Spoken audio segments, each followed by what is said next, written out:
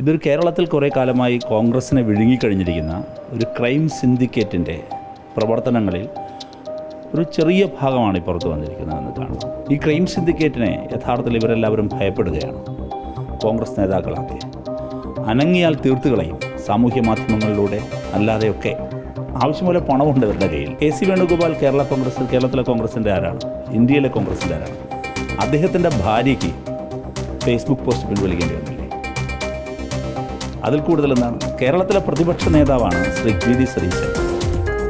പിന്മാറേണ്ടി വരികയാണ്. അദ്ദേഹത്തിന് നിർഭയമായി ഈ വിഷയത്തിൽ അഭിപ്രായം പറയാൻ വി.ഡി. സതീശന് പോലും ഭയമാണ് എങ്കിൽ കേരളത്തിലെ കോൺഗ്രസിനെ ഈ ക്രൈം സിൻഡിക്കേറ്റ് എത്രമാത്രം വിഴുങ്ങിക്കഴിഞ്ഞിരിക്കുന്നുവെന്ന് കാണണം.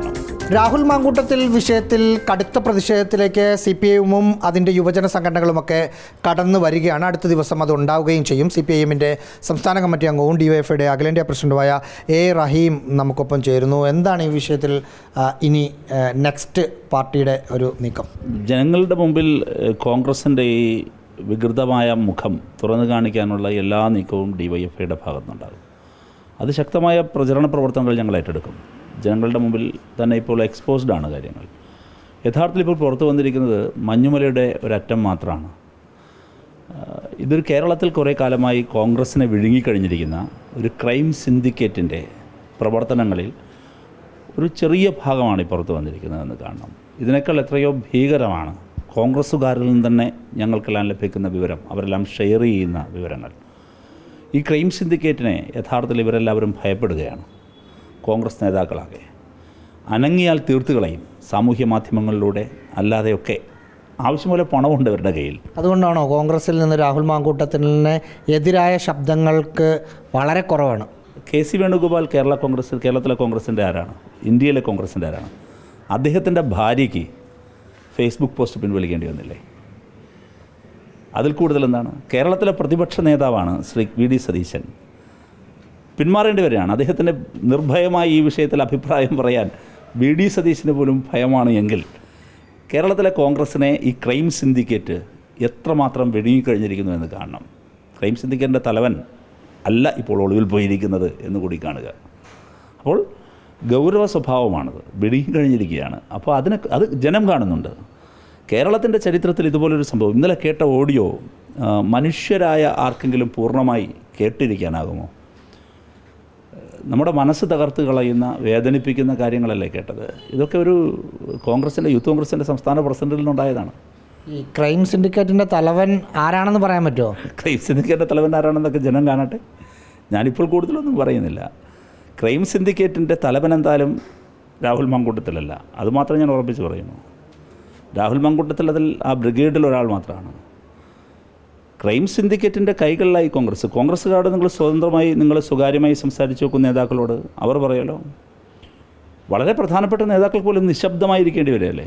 ഈ K C Venugopal, VD. Satheesan, Ramesh Chennithala പോലുള്ള എതിർ ശബ്ദമുയർത്തുന്ന ആളുകളെ എന്തു പറഞ്ഞിട്ടായിരിക്കും ഇവർ ഭയപ്പെടുത്തുന്നത്? ഒരുപാട് കാര്യങ്ങളുണ്ട്. സംഘടന കോൺഗ്രസിൻ്റെ രാഷ്ട്രീയത്തിൻ്റെ പ്രധാനപ്പെട്ട ഭാഗം എന്താണ്? ഞങ്ങളുടേതുപോലല്ല, പണമാണ് പ്രധാനം. പിന്നെ ഈ പണം ഉപയോഗിച്ച് ഈ ക്രൈം സിൻഡിക്കേറ്റ് ഉണ്ടാക്കിയെടുത്ത സാമൂഹ്യ മാധ്യമ ശൃംഖലയുണ്ട്. ഇത് രണ്ടുമാണ് പ്രധാനം.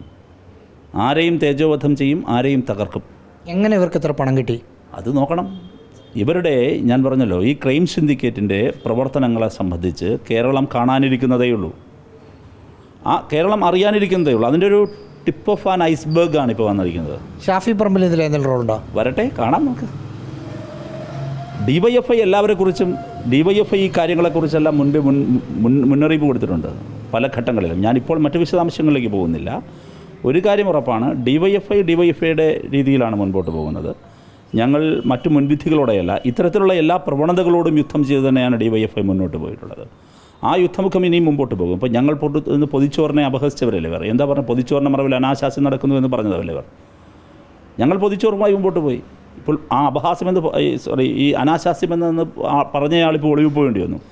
അപ്പോൾ ഓരോ കാര്യത്തിലും ഇങ്ങനെയാണ്. നമ്മൾ ഞങ്ങളുടേതായ ട്രാക്കിൽ, ഞങ്ങളുടേതായ പ്രവർത്തന പന്ഥാവിലൂടെ ഞങ്ങൾ മുമ്പോട്ട് പോകുന്നു. മുൻകൂർ ജാമ്യാപേക്ഷയിൽ തിരഞ്ഞെടുപ്പ് മുന്നിൽ കണ്ട് CPM-ന്റെ ജില്ലാ കമ്മിറ്റി അംഗം അറസ്റ്റിലായതിനു പിന്നാലെ അടുത്ത ആളുകൾ കൂടി ഇതിൽ പ്രതിപ്പട്ടികയിൽ വരുമെന്ന് മുന്നിൽ കണ്ട് CPM BJPയുടെ സഹായത്തോടെ നടത്തുന്ന ഒരു തിരക്കഥ എന്നാണ് രാഹുൽ മാങ്കൂട്ടം മുൻകൂർ ജാമ്യാപേക്ഷത്തിൽ പറഞ്ഞത്. അതങ്ങോട്ട് അധികം വേവില്ല ഈ പറയുന്ന കാര്യം.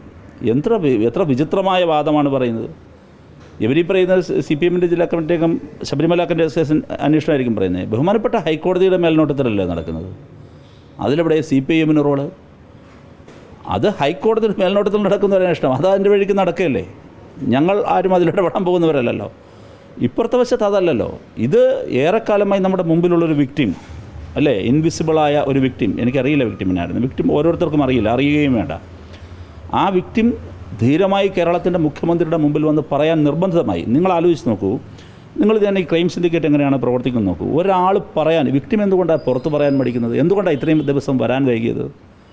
ഈ ക്രൈം സിൻഡിക്കേറ്റിൻ്റെ പലതരത്തിലുള്ള പ്രലോഭനങ്ങൾ, ഭീഷണികൾ, ഇതൊരു അധികാരം, പണം, എല്ലാ തരത്തിലുള്ള നിയമവിരുദ്ധ പ്രവർത്തനങ്ങളും, ഈ അസാൻമാർഗത എന്ന് പറയുമ്പോൾ അതിന് വേറൊരു അർത്ഥം വരും. പക്ഷേ ഞാൻ പറയുന്നത് എല്ലാ പ്രവണതകളും ഈ ക്രൈം സിൻഡിക്കേറ്റിൻ്റെ മുമ്പിൽ ഒരു തരത്തിലുമുള്ള മൊറാലിറ്റി ഇല്ല. ധാർമ്മികത എന്ന് പറയുന്ന വാക്ക് അവരുടെ അജണ്ടയിലില്ല. ഈ പൊളിറ്റിക്കൽ മൊറാലിറ്റി ഒന്നുമില്ലാതെ ഇത് ചെയ്തുകൊണ്ടിരിക്കുകയാണ്. അതിങ്ങനെ ഇത് പുറത്തു വന്നു. ഞാൻ ഉറപ്പിച്ചു DYFI വിശ്വസിക്കുന്നു ഇതിവിടെ കൊണ്ട് അവസാനിക്കുന്നില്ല. ഇനിയും ഒട്ടേറെ കാര്യങ്ങൾ, എന്തെല്ലാം കാര്യങ്ങളാണ്. ഇനി ഇരകളുണ്ടാവും. ഇരകളുടെ കാര്യത്തിലല്ല ഞാൻ ഇരകളെ തന്നെ, ഈ ഇരകളെ സംബന്ധിച്ച് തന്നെ ഇതിനകം പുറത്തു വന്ന ഒട്ടേറെ കാര്യങ്ങളുണ്ട്. നമ്മളെല്ലാം അല്ലാതെ കേട്ടുകൊണ്ടിരിക്കുന്ന ഒട്ടേറെ കാര്യങ്ങൾ വേറെയുണ്ട്. അറിയില്ല. ഈ വിഷയത്തിൽ തന്നെ ഞാൻ ആദ്യമായിട്ടാണ് ഈ കാര്യത്തിൽ പ്രതികരിക്കുന്നത്. ഒരു ഇര വന്നു, പരാതി നൽകി, അവിടെയാണിപ്പോൾ പ്രതികരണം വരുന്നത്. DYFI നേരത്തെ അല്ലാതെ പ്രതികരിച്ചിരുന്നു, സംസ്ഥാന നേതൃത്വം പ്രതികരിച്ചിരുന്നു. ഞങ്ങൾ വരുന്ന പരാതിയുടെയും ഉയർന്നു വരുന്ന പ്രശ്നങ്ങളുടെയും അടിസ്ഥാനത്തിലാണ് നിലപാട് സ്വീകരിക്കുക. ഞങ്ങൾക്കൊരാളെക്കുറിച്ചും ഒരു മുൻവിധിയില്ല. യൂത്ത് കോൺഗ്രസിൻ്റെ ഈ അധാർമിക നിലപാടുകളെ ഞങ്ങൾ തുറന്നു കാണിക്കും. അത് ഞങ്ങളുടെ രാഷ്ട്രീയ ഉത്തരവാദിത്വമാണ്. അത് ഞങ്ങൾ തുറന്നുകൊണ്ടേയിരിക്കും.